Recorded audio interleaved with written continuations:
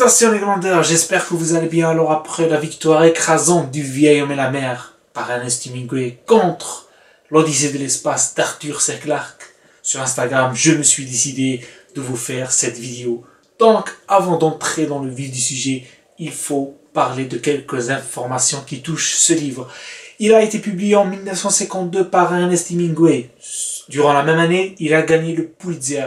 2 ans après, l'auteur reçoit le prix Nobel. Il faut savoir que le vieil homme et la mer a remis sur le devant de la scène Ernest Hemingway. Et oui, mes chers amis, de 1940 jusqu'à 1952, Ernest Hemingway a subi ou vécu la plus pire période qui puisse exister pour un écrivain. Car tous ces livres qui sont sortis durant cette période ont subi un échec commercial total. Et la critique a été sévère pour ces livres. Notamment pour Au-delà du fleuve et Sous les arbres, qui a été fusillé par ces derniers.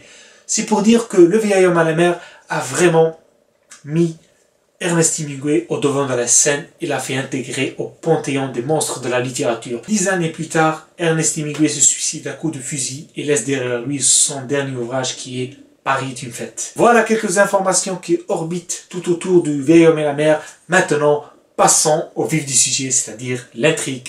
Le vieil homme et la mer, c'est l'histoire de Santiago, un vieux pêcheur qui croule sous la misère.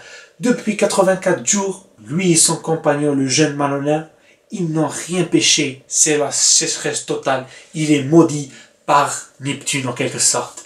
Et là, ils deviennent la risée de tous les pêcheurs du port. Ils sont touchés par la poisse. Au 85e jour, Santiago décide de quitter le port tout seul à la recherche du plus gros poisson jamais pêché. Et là, sa quête commence. Il décide de rejoindre le large pour trouver sa proie. Et il tombe sur sa proie rapidement. C'est un merlin, un gigantesque merlin, du jamais vu pour un pêcheur.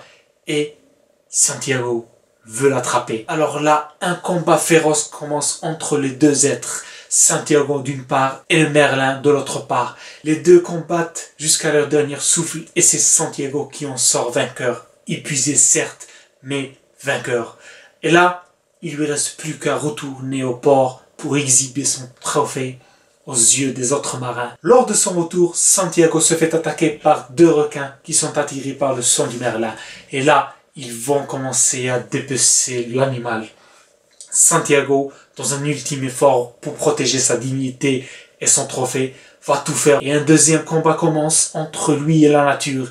Et cette fois-ci, c'est un combat encore plus difficile car le vieil homme est déjà à bout de force après son précédent combat. Et bien évidemment, la défaite cette fois-ci est tangible. Il en sort perdant. Son trophée, sa proie, a été décimée. Il ne reste plus que la tête et l'arête. Mais loin de flancher, Santiago décide quand même de retourner au port avec sa carcasse.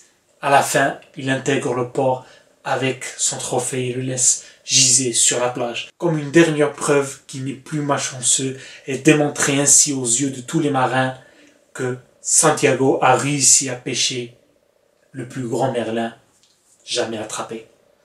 Voilà, mes chers amis, en quelque sorte, l'histoire du vieil homme et la mer. Une histoire, une intrigue, ou plutôt devrais-je dire, une allégorie. Car oui, Ernest Hemingway a créé une allégorie qui représente parfaitement notre vie. Bien évidemment, l'auteur traite de nombreux thèmes tels que la solitude, la persévérance, la patience et surtout le combat entre la nature et l'homme. Mais, mes chers amis, ici dans le temple, on aime donner notre propre version du livre. Interpréter, voilà le don qui nous a été fait, nous lecteurs. Et je vais vous donner mon interprétation de ce livre qui pour moi est un des plus grands livres jamais écrits, par sa forme et son fond. Pour ma part, je considère le vieil homme et la mer comme une représentation parfaite de notre vie. Le vieil homme, Santiago, n'est ni l'autre que Monsieur Tout-le-Monde, qui chaque matin sort de chez lui en quête d'un travail ou d'un but. Et lorsqu'il met la main sur ce dernier, des requins vont s'abattre sur lui et vont l'empêcher d'être heureux et d'atteindre son but. Ils vont tout faire pour briser ce qu'il y a de plus pur et ce qu'il y a de plus humain chez l'être humain. Et ces requins, mes chers amis, représentent les créanciers, le banquier et le directeur qui sont là dans notre vie et font tout pour nous mettre sous pression. Et ainsi, chaque jour, Monsieur Tout-le-Monde entame ce combat jusqu'à l'épuisement afin de préserver sa dignité contre ces rapaces qui font tout pour le briser. un combat digne d'un David contre Goliath.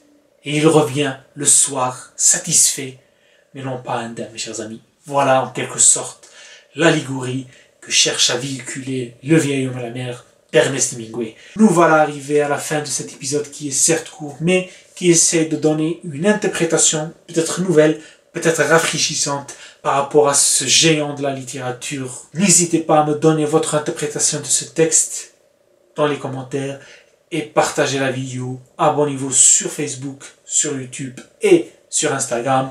Prenez soin de vous, mes chers amis, et que la patience soit avec vous. À plus. Abonne-toi, abonne-toi. Tu vas t'abonner, oui ou non? Allez, abonne-toi.